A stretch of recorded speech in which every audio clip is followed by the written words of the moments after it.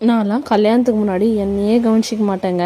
அப்போ வந்து எங்கள் அம்மா சொல்லுவாங்க, நீ வந்து உன்னையே கவனிக்க மாட்ற, உனக்கெல்லாம் கல்யாணம் ஆகி ஒரு குழந்த பிறந்து அது எப்படி தான் நீ பார்க்க போறியோன்றாங்க.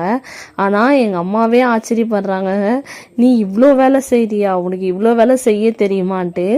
என்னால் செய்ய முடியாதுன்னு இல்லைங்களே, அம்மா இருக்கிறாங்கன்ற ஒரு நம்பிக்கையினாலே நம்ம வந்து செஞ்சிட்டோம்.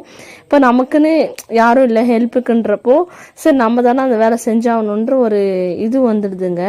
அதுவும் இல்லாமல் சில பேர்னால வர ஏமாற்றம், சில ஃபேக் ப்ராமிஸ், இதெல்லாம் வந்து நம்ம பட்டு சரி நம்ம யாரும் இல்லைன்னா என்ன நம்மளால செய்ய முடியாதா, எதனா பண்ண முடியாதா அப்படின்ற மாரி ஒரு தோண ஆரம்பிச்சிடுதுங்க. அதுவும் நம்ம குழந்தைய நம்ம தாங்க பார்க்கணும். என்ன பண்ணுறது, எல்லாரும் என்ன சொல்லுவாங்க, எல்லாம் செய்கிறேன்னு சொல்லுவாங்க, ஆனால் யாரும் எதுவும் செய்ய மாட்டாங்க. அதனால் நம்மளுக்கு நம்ம தான் வந்து துணைன்ற மாரி வாழ்ந்துட்டு போயிடணும். எனக்கு அதுதாங்க தோணுச்சு.